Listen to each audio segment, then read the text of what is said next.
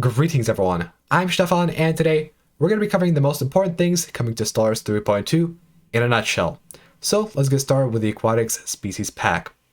As you can see here, it's primarily going to be a species pack. You got new portraits, a new ship set, new advisor voice, and city background as well. However, like some of the more recent species packs, this also has a bit of content. Specifically, we got a new civic, which doesn't seem to be all that powerful, but could potentially come in handy. A new trait that will be powerful for competitive multiplayer, because it centralizes on your guaranteed habitables.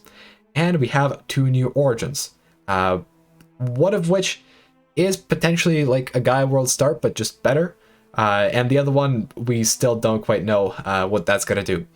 There's also a new Ascension perk that combines well with the Aquatic Species trait, although I don't quite know how that's going to fit in with, the Ascension perk meta. I probably wouldn't be taking it early from the effects that I can see, but next we have an addition to the Humanoid Species pack, the Pompous Purists, which is going to be primarily a roleplay diplomatic civic. The effects, as you can see, are on screen. Now, as far as new free features go, there's not actually a whole lot. You're going to have some additional anomalies and events to do with terraforming, but there's not a whole lot of change coming in Stellaris 3.2. There are some improvements and bug fixes coming, however, and that is the bulk of this patch. First and foremost, reinforcing ships actually is supposed to work a lot better now. First of all, ship reinforcement is going to happen from multiple shipyards, and you're not going to have just one shipyard making the bulk of your fleet if you have like 5 of them. And the whole reinforcement mechanic is going to work a whole lot better as well. Most notably, once you get jump drives, your ships will be able to reinforce from anywhere to anywhere. Of course, it's going to take some time, but that does seem quite convenient. Another notable change is that the default flag for Empires is now going to be randomized. So no more of this, and there's going to be a lot more variety in your games.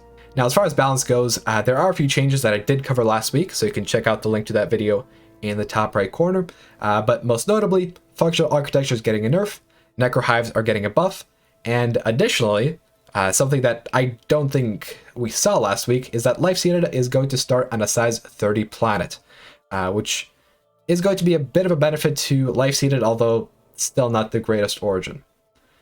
Now, as far as stability and performance goes, there's two primary things. First and foremost, there's not going to be out of sync anymore with custom mod UI. This means that big mods, such as for example NSC and gigastructures, are actually going to work in multiplayer. So I am certainly very excited by that, because I really wanted to play gigastructures in multiplayer, but I couldn't because it just desync.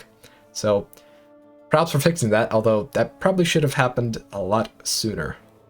Otherwise, game go faster. There's been a lot of optimization changes to the way the code runs, and hopefully we'll see a noticeable improvement in the late game. There's some minor changes to UI that are probably not going to be noticed by anyone, and some AI changes as well. Supposedly AI is going to be way better at building stuff on their planets. We'll have to wait and see. I will run some simulations once 3.2 officially comes out to check out just how much of an improvement AI has.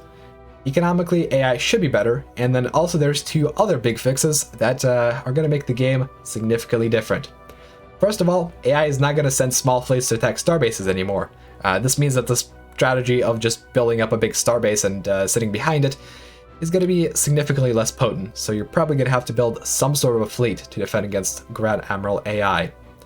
Also, and this is probably the biggest change in the entirety of the patch notes, AI will consider making crime lord deals if you're a crime syndicate. That's just amazing.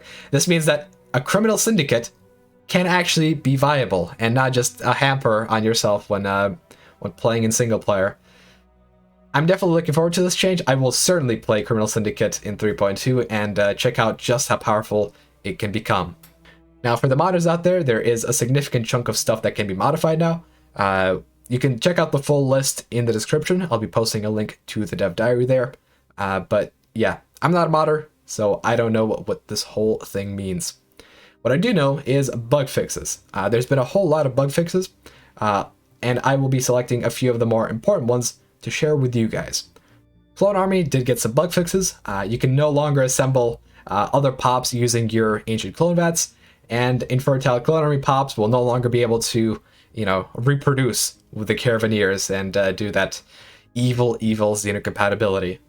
Another thing to know about the Caravaneers is that the Rackets, who can potentially sell you 3 pops, are going to charge more for the pops. I don't know how much, but considering how the original cost was like, 500 energy or something to buy 3 pops, they're probably going to charge like triple that, I can expect.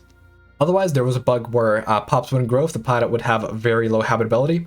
I actually thought that was a feature, but I guess that's a bug and is getting removed from the game, so you'll be able to grow your pops anywhere, even at 0 habitability.